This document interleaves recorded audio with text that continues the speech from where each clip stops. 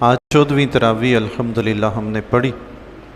14ویں پارے سے کچھ چیزیں، کچھ مضامین آپ کی بارگاہ میں پیش کروں گا، لیکن اس سے پہلے 13ویں پارے میں سورہ رعد اور سورہ ابراہیم بھی باقی ہے۔ کل سورہ یوسف کا خلاصہ بیان کیا تھا تو وقت زیادہ گزر گیا تھا۔ سورہ رعد کا مختصر سے چند مضامین۔ سورہ رعد جو ہے، اس کا مرکزی مضمون، اس میں اللہ تعالیٰ کی قدرت، اس کی وحدانیت، حضور علیہ السلام کی نبوت، مرنے کے بعد دوبارہ زندہ ہونے اور قیامت کے دن اعمال کی جزا ملنے پر ایمان وغیرہ لانے کا ذکر ہے اس پر۔ اور ساتھ ہی اللہ تبارک و تعالیٰ نے اس صورت میں زندگی اور موت دینے، نفع اور نقصان پہنچانے کا اختیار بھی بتایا کہ یہ اللہ کے پاس ہے۔ حقیقتاً نفع نقصان وہی دیتا ہے، زندگی موت بھی وہی دیتا ہے، اس کی یکتائی کا ذکر ہے۔ اس نے اپنی قدرت کے دلائل کے طور پر ذکر فرمایا ہے کہ زمین و آسمان، سورج، چاند، یہ پھل، یہ کھیت، یہ ہر قسم کی چیزیں جو ہے اللہ تبارک و تعالیٰ نے جو پھل پیدا فرمائے ہیں وہ ذائقے میں مختلف ہیں، رنگ میں مختلف ہیں، خوشبو میں مختلف ہیں۔ غرض اس نے بہت ساری چیزوں کو شمار کر کے تو رب نے اپنی قدرت کی نشانی کا اظہار فرمایا ہے کہ تم اس میں میری قدرت کو دیکھو۔ وہ کسی شاعر نے خوب کہا تھا، یہ برق، یہ باراں، یہ گٹا ہے کہ نہیں ہے۔ برق بجلی جو چمکتی ہے جس وقت بارش برستی ہے، یہ برق، یہ باراں یعنی بارش، یہ برق، یہ باراں، یہ گٹا ہے کہ نہیں ہے۔ یہ پھول، یہ کلیاں، یہ صبا ہے کہ نہیں ہے۔ ہر رنگ میں وہ جلوہ نما ہے کہ نہیں ہے۔ اب سوچ میرے دوست خدا ہے کہ نہیں ہے۔ سبحان اللہ، کیا خوبصورت بات اس نے کی تھی۔ یہ حمد بھی ہم نے پرائمری کلاس میں چوتھی یا پانچویں کی اردو میں پڑھی تھی، لیکن مجھے بہت اچھی، اس کا عنوان ہی یہی تھا، اب سوچ میرے دوست خدا ہے کہ نہیں ہے۔ نہیں، یہ کائنات کے رنگ دیکھ، قدرت کے رنگ دیکھ۔ ہمارا اپنا ایک گھر ہے جس میں ہم رہتے ہیں، آپ دیکھیں اس کو بنیاد کہاں سے شروع ہوتی ہے۔ بناتے ہیں تو بنتا ہے، اس کے اندر رنگ کرتے ہیں تو خوبصورتی آتی ہے، کچھ نہ کریں تو خود تو گھر نہیں بنتے۔ یہ کائنات بھی خود نہیں بنی، اس پروردگار نے بنائی ہے، تو اس میں غور و فکر کرو، رب کی قدرت کی نشانیاں نظر آئیں گی۔ سبحان اللہ۔ امام شافعی رحمۃ اللہ تعالی علیہ فرماتے ہیں، یہی گھاس بکری کھاتی ہے، یہی گھاس بھینس بھی کھاتی ہے۔ بکری ہضم کر کے مینگنیاں نکالتی ہے اور بھینس گوبر کرتی ہے۔ وہی گھاس بکری نے بھی کھایا، بھینس نے بھی کھایا، لیکن جب انہوں نے ہضم کر کے نکالا تو مختلف تھا۔ پھر اسی سے خون بھی بنتا ہے، اسی میں سے اللہ تبارک و تعالی سفید، صاف، شفاف دودھ بھی نکالتا ہے۔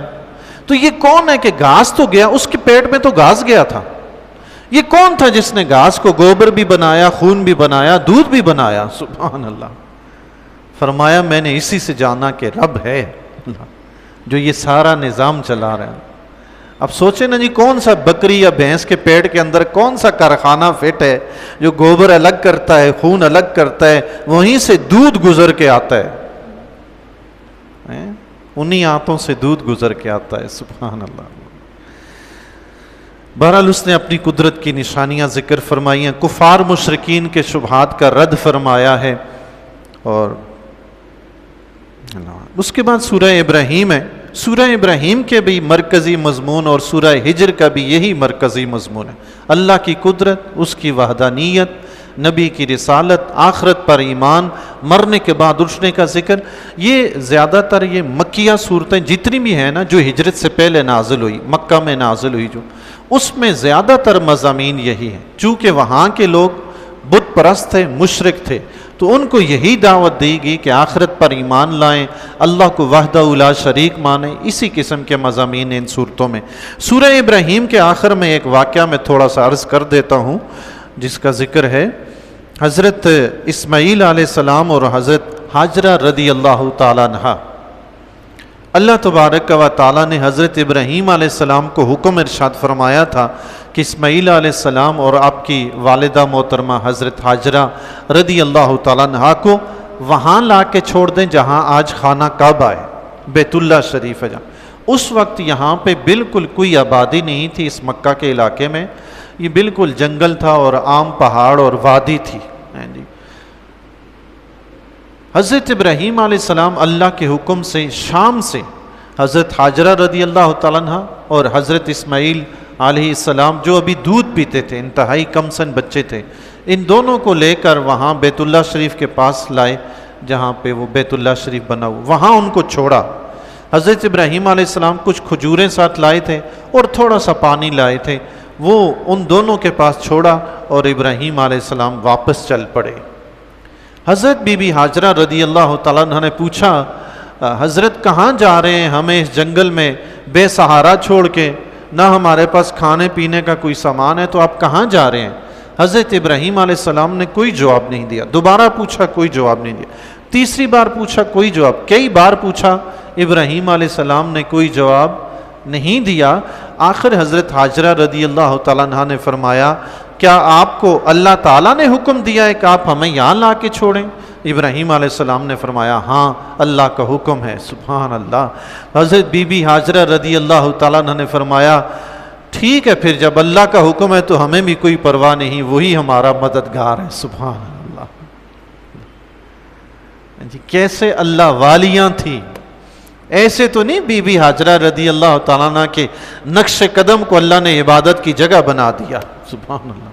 ان کا عمل جو بیٹے کے پانی کی تلاش کے لیے تھا، رب نے قیامت تک کے لیے عبادت بنا دیا. سبحان اللہ. آخر ان کا اپنے رب پہ کوئی ایمان تو تھا، اپنے رب سے ان کا کوئی تعلق تو تھا، جس کی وجہ سے اللہ نے ان کے اعمال کو بھی امت مسلمہ کے لیے عبادت بنا دیا. حضرت بی بی حاجرہ رضی اللہ تعالیٰ عنہ وہاں رہی، ابراہیم علیہ السلام چلے گئے.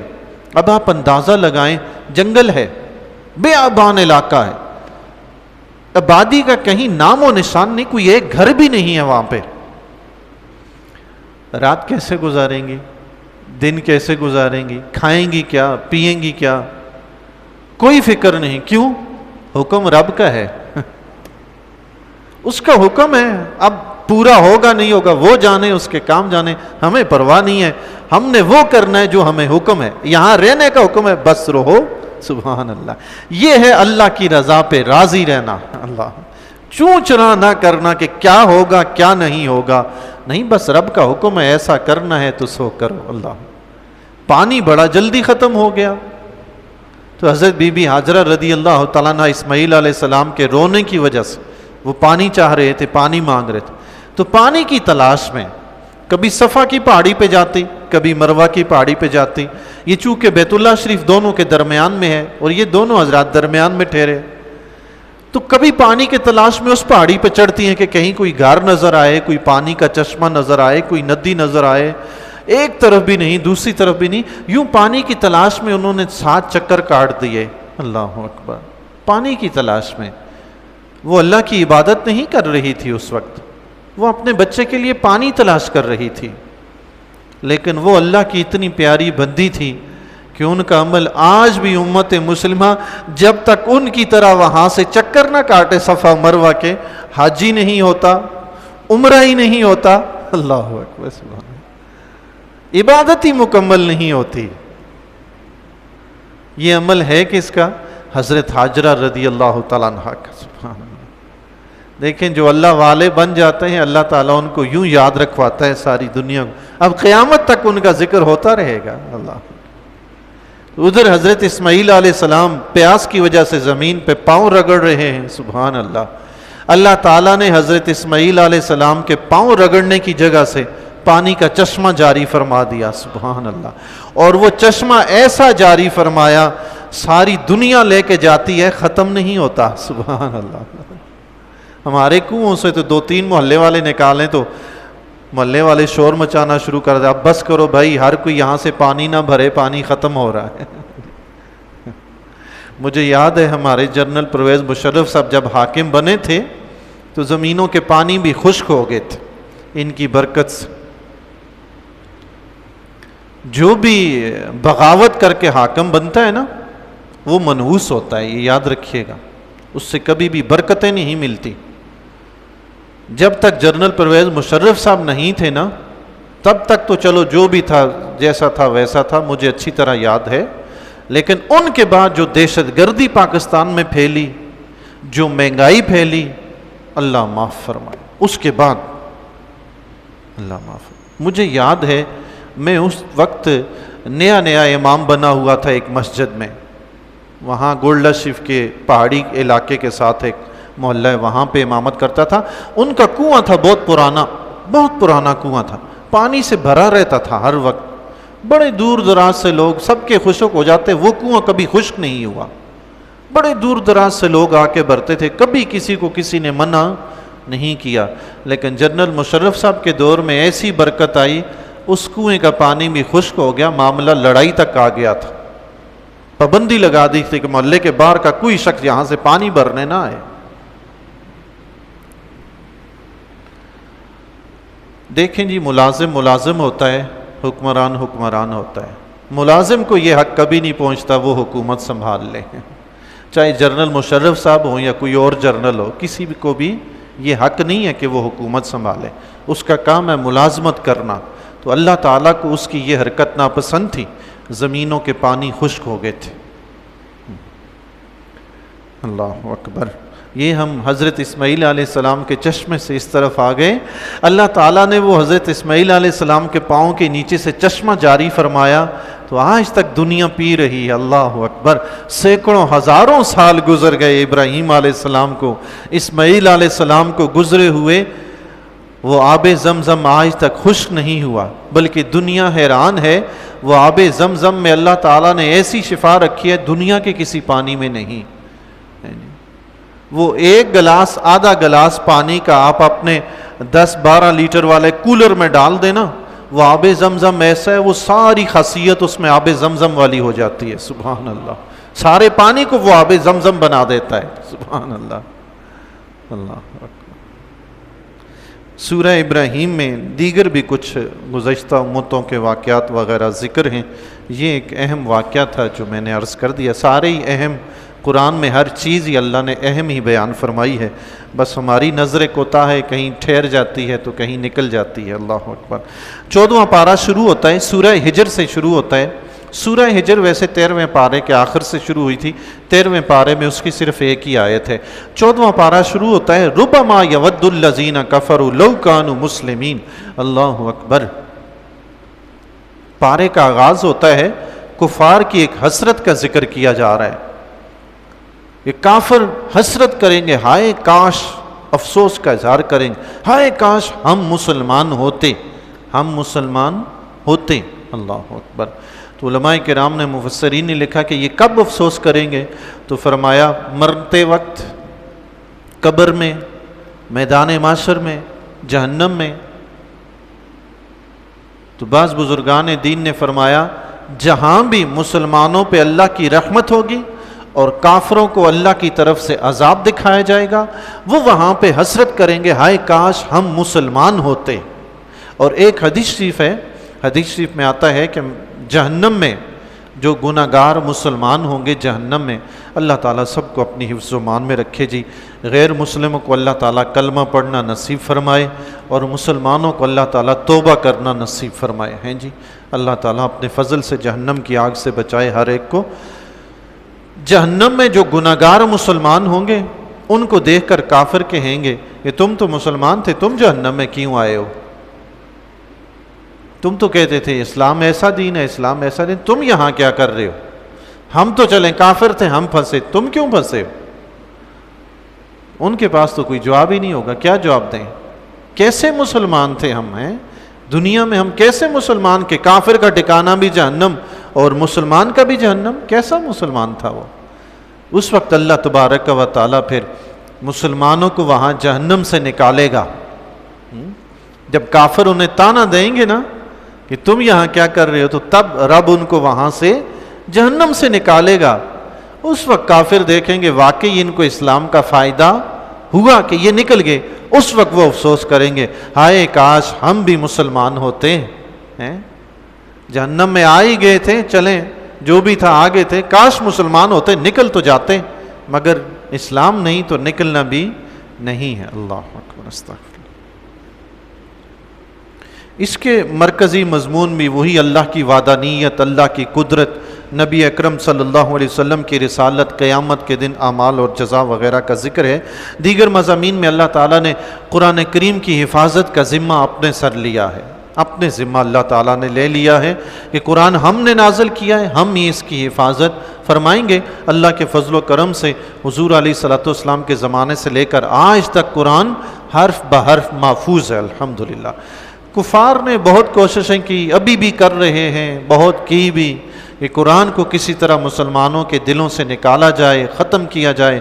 میں نے ایک واقعہ پڑھا تھا، کوئی پاکستانی ہمارے روس میں چلے گئے تھے، تو روس میں جو ہے بہت سخت پابندی ہے، قرآن گھر میں رکھنے پہ بھی پابندی ہے۔ روس جب ٹکڑے ہوا، تباہ ہوا، انہوں نے مسلمانوں کی مسجدیں بند کر دی، سب کچھ، وہاں مسلمان سکون سے عبادت بھی نہیں کر پاتے، مسجدیں ساری بند۔ کوئی پاکستانی یہاں سے گئے وہاں روس میں، تو انہوں نے پوچھا کہ مسجد کہاں ہے، جمعہ پڑھنا ہے۔ انہوں نے کہا یہاں پہ تو مسجدوں پہ تالے لگے ہیں، اگر جا کے کوئی اذان دے تو اس کا مطلب یہ ہے کہ اس نے اپنی گردن کٹوائی۔ دیکھیں جی، دنیا ساری اپنی مرضی کے مطابق زندگی بسر کرتی ہے، جیسے چاہتے ہیں کرتے ہیں۔ ایک پاکستانی بیچارے ہیں جن کو فکر لگی رہتی ہے کہ ہم نے یہ کیا تو ہمارے اوپر پابندی لگ جائے گی، وہ کیا تو پابندی لگ جائے گی۔ اللہ کے بندو، اللہ نے تمہیں آزاد پیدا کیا، آزاد زندگی بسر کرو۔ وہ مسلمانوں پہ ظلم و ستم کر کے بھی دنیا کے عادل حکمران بنے ہوئے، تم بیچارے رحم و کرم کر کے بھی ظالم بنے ہوئے ہو۔ منہ میں زبان نہیں ہے نا، جرت نہیں ہے، جرت، بزدلی ہے۔ تو فرماتے ہیں کہ میں نے ان سے کہا کہ مجھے مسجد بتائیں جمعہ پڑھنے جانا۔ انہوں نے کہا مسجد یہاں پہ کوئی نہیں، یہ ایک پرانی سی مسجد ہے لیکن اتنا عرصہ ہو گیا بند ہے، کھلتی نہیں ہے۔ خیر وہ کہتے ہیں کہ میں گیا، جھاڑو لگایا، نماز وغیرہ پڑھ کے میں آ گیا، اکیلا ہی پڑھ کے آ گیا۔ تو پھر بات ہوئی تو بچوں سے پوچھا کہ کوئی قرآن وغیرہ پڑھتا ہے؟ تو انہوں نے کہا ہاں، یہ بچے ہمارے جو ہے قرآن بھی پڑھتے ہیں۔ وہ کہا قرآن ہے کہاں؟ اس نے اپنے جیب سے ایک چھوٹا پاکٹ سائز قرآن نکالا، بچے کے سامنے رکھا کہ پڑھ کے مجھے سناؤ۔ تو بچہ اس کو قرآن کو تو دیکھے لیکن اسے پڑھنا نہ آئے۔ تو گھر والوں نے کہا کہ اس کو قرآن حفظ ہے۔ تو اس نے کہا یہ پڑھتا کیوں نہیں؟ کہا دیکھ کے نہیں پڑھا انہوں نے۔ جو قرآن حفظ کرتے ہیں بچے یہاں پہ روس میں، مسلمانوں کے بچے، فرمایا وہ کسی سبزی فروش کے پاس چلا جاتا ہے، وہ حافظ ہے، اس کے پاس کھڑا رہے گا، سبزی بھی بیچتا رہے گا، قرآن بھی حفظ کرتا رہے گا۔ سبحان اللہ۔ اس نے کہا پھر زبانی پڑھو۔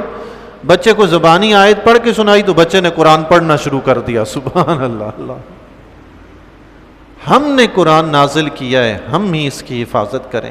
تم کتابوں سے غائب کرو گے، سینوں سے نہیں نکال سکتے۔ یہ اللہ کا فضل ہے۔ رب نے فرمایا ہم نے نازل کیا، ہم ہی اس کی حفاظت کریں گے۔ رسولوں کے ساتھ جو کفار کے ظلم و ستم کا طرز عمل تھا، رسولوں کا جو مذاق اڑاتے تھے، استہزاء کیا کرتے تھے، اس کا ذکر بھی فرمایا ہے۔ حضور علیہ الصلوۃ والسلام کی پیدائش سے پہلے شیطان آسمانوں پہ چلے جایا کرتے تھے، وہاں سے فرشتوں کی کچھ باتیں وغیرہ سن کے دنیا میں آ کر نجومیوں کو کاہنوں کو بتا دیا کرتے تھے۔ لیکن جب حضور علیہ الصلوۃ والسلام کی پیدائش ہوئی، اللہ تعالیٰ نے ان پر آسمانوں پہ جانے پہ بھی پابندی لگا دی۔ اب یہ اگر کوئی آسمان کی طرف جاتا ہے تو آگے سے ان کو شہاب ثاقب پڑھتے ہیں، ستاروں کے شعلے، آگ کے شعلے ان پہ برستے ہیں، یہ آسمان پہ اب نہیں جا سکتے، ان کی پابندی کا بھی ذکر ہے۔ حضرت آدم علیہ السلام کی تخلیق کا ذکر ہے، پھر شیطان کے سجدہ نہ کرنے کا ذکر ہے، جو پیچھے بھی ذکر ہو چکا ہے۔ آدم علیہ السلام کی پیدائش کے بعد، آدم علیہ السلام کو سجدہ کرنے کے بعد شیطان جب مردود ہو گیا تو اس نے اللہ تعالیٰ سے مہلت مانگی۔ اس نے کہا مجھے قیامت تک کے لیے زندگی عطا فرمائی جائے۔ رب کائنات نے اس شیطان کو قیامت تک کے لیے زندگی دے دی۔ اللہ، اب دیکھ لیں جی، یہ شیطان دنیا میں جو سب کا سربراہ ہے، شیطانوں کا ابلیس، یہ وہ شیطان ہے جو آدم علیہ السلام کی پیدائش کے وقت موجود تھا، آج تک موجود ہے، اللہ، قیامت تک موجود رہے گا۔ اللہ، اس نے اس وقت رب کے سامنے قسم کھائی کہ میں تیرے بندوں کو ضرور بہکاؤں گا، میں مرتے دم تک ان کا پیچھا نہیں چھوڑوں گا۔ اس نے یہ قسم کھائی تو رب نے بھی فرمایا تو بہکاتا رہے، میں نے بھی توبہ کا دروازہ کھلا رکھا ہے، جو بھی آئے گا معاف کر دوں گا۔ سبحان اللہ۔ اللہ، تو اپنا کام کرتا رہے، ہم اپنا کام کرتے رہیں گے۔ سبحان اللہ۔ اللہ، متقین کے بارے میں اللہ تعالیٰ نے ذکر فرمایا ان المتقین فی جنات وعیون، متقین جنت میں اور بہتے ہوئے چشموں میں ہوں گے۔ سبحان اللہ، اللہ متقی بننے کی توفیق عطا فرمائے۔ حضرت ابراہیم علیہ السلام کے پاس جو فرشتے مہمان آئے تھے ان کا ذکر ہے، پھر وہ جو لوط علیہ السلام کے پاس گئے تھے، لوط علیہ السلام کا جو واقعہ ہوا گزشتہ میں عرض کر چکا ہوں، ان کا ذکر ہے، اور گزشتہ قوموں کا جن کا ذکر قوم عاد، قوم سمود، حضرت نوح علیہ السلام کی قوم، ان کا ذکر ہم پہلے بھی کر رہے ہیں، شعیب علیہ السلام کی قوم، انہی قوموں کا دوبارہ ذکر ہے مختلف انداز سے۔ پھر اس کے بعد سورہ نحل شروع ہوتی ہے۔ سورہ نحل میں اللہ تبارک و تعالیٰ نے اس کے بھی اکثر مضامین جو ہیں وہ اللہ کی توحید پر اور نبی کی رسالت پر مشتمل ہیں، اکثر مضامین اس کے بھی۔ ساتھ ہی اللہ تعالیٰ نے حسن اخلاق وغیرہ کے پہلوؤں میں سے کئی چیزوں کا ذکر فرمایا ہے۔ مثلا اللہ تعالیٰ نے عدل و احسان کا حکم دیا ہے، ہمدردی کا حکم دیا ہے، ایفائے عید کا حکم دیا ہے، اپنی نعمتوں کو شکر ادا کرنے کا حکم دیا ہے، اور بغاوت، بے حیائی، عید شکنی اور شیطان کی پیروی کرنے سے اللہ تعالیٰ نے منع فرمایا ہے۔ حضور علیہ الصلوۃ والسلام کی تبلیغی سرگرمیوں کا ذکر ہے، کفار کے ظلم و ستم کا ذکر ہے جو انہوں نے مسلمانوں پہ ڈھائے۔ اس سورت کا نام النحل، شہد کی مکھی، عربی میں النحل شہد کی مکھی کو کہتے ہیں، اسی کے نام کی نسبت سے اس سورت کا نام بھی النحل ہے۔ شہد کی مکھی میں اللہ تعالیٰ نے بڑی حکمتیں رکھی ہیں جی۔ یہ جو شہد بناتی ہے اس میں اللہ تعالیٰ نے شفا رکھی ہے، کئی بیماریوں کی شفا ہے، اور شہد کی مکھی جو ہیں ان کا جو نظام ہے وہ ان کا نظام بھی دیکھ کر بندہ حیران ہوتا ہے، جیسے کوئی انتہائی ترقی یافتہ ملک ہوتا ہے، اس کی فوج ہوتی ہے، اس کا ایک نظام مملکت ہوتا ہے، یہ شہد کی مکھیوں کا پورا حساب کتاب ایسے ہی ہوتا ہے، پورا نظام ایسے ہوتا ہے جیسے کوئی سلطنت ان کی قائم ہو۔ ان کا ایک بادشاہ ہوتا ہے جو قد میں، جسامت میں سب سے بڑا ہوتا ہے، اس کا نام یعصوب ہوتا ہے، یعصوب، یہ عین سین واو بے، یعصوب، وہ ان کا بادشاہ ہوتا ہے۔ وہ شہد کی مکھیوں کی ڈیوٹی لگاتا ہے، کسی کو پھولوں اور پھلوں کا رس چوسنے کے لیے بھیجتا ہے، کسی کو پانی لانے کے لیے بھیجتا ہے، کسی کو چھتا بنانے پہ مقرر کرتا ہے، کسی کو گھروں کی حفاظت پہ مقرر کرتا ہے، مختلف ڈیوٹیاں، اور کسی کو انڈے اور بچے دینے پہ لگا دیتا ہے، کسی کو شہد بنانے پہ لگا دیتا ہے۔ جو بھی اس کے حکم کی خلاف ورزی کرے اس کو وہ مناسب سزا بھی دیتا ہے، سزا دی جاتی ہے۔ حتیٰ کہ شہد کی مکھی کوئی گندگی پہ بیٹھ جائے وہ اس کو مار کے اس شہد کے چھتے میں سے نکال دیتا، اپنے وہ جو لشکر جو ہوتا ہے شہد کی مکھیوں کا اس میں سے نکال دیتے ہیں۔ بس اوقات ایسا بھی ہوتا ہے کہ ایسی باغی شہد کی مکھی کو مروا بھی دیتا ہے۔ اچھا، ایسا میں نے دیکھا ہے اپنی آنکھوں سے، شہد کی مکھیاں ایک شہد کی مکھی کو مل کے مار رہی ہیں، یہ میں نے دیکھا ہے۔ میں حیران ہوتا تھا کہ یا اللہ یہ آپس میں لڑتی کیوں ہیں اور اس ایک بیچاری کو کیوں مار رہی ہیں۔ بعد میں پتہ چلا کہ مسئلہ یہ ہے، یہ بغاوت کرتی ہے، یہ کوئی الٹی حرکت کرتی ہے ایسی جس کی وجہ سے اس کو قتل کی سزا دی جاتی ہے۔ اللہ اکبر۔ اچھا، وہ جو گھر بناتی ہیں شہد کی مکھیاں، اللہ اکبر، شہد کا چھتا آپ میں سے کسی نے دیکھا ہے؟ اگر نہیں دیکھا تو آئندہ دیکھیے گا، کوشش کیجیے گا۔ شہد کے چھتے کو آپ دیکھیں گے تو اس کے مختلف خانے ہوتے ہیں، کئی خانے بنے ہوئے ہوتے ہیں اس چھتے پہ۔ اچھا، آپ یہ بات دیکھیے، ہر خانہ مسدس شکل کا ہوگا، اس کے 6 کنارے ہوں گے، ہر خانے کے 6 کنارے ہوں گے اور 6 کے 6 برابر ہوں گے، کسی میں کمی بیشی نہیں ہوگی، گہرائی بھی اتنی ہی ہوگی۔ اور اگر لاکھوں خانے بنے ہوئے تو لاکھوں کے لاکھوں بالکل برابر ہیں، کسی ایک میں ذرا سی بھی اونچ نیچ نہیں ہوگی۔ یہ ان شہد کی مکھیوں کو یہ کاریگری کس نے سکھائی ہے؟ یہ کون سا انجینئرنگ کا کورس کر کے آئے تھے؟ کون سی ان کے پاس انجینئرنگ کی ڈگری تھی؟ ہمارا انجینئر بھی ایسا کام نہیں کر سکتا جیسا وہ کرتی ہیں۔ اللہ، یہ بھی اللہ کی قدرت کی نشانی ہے۔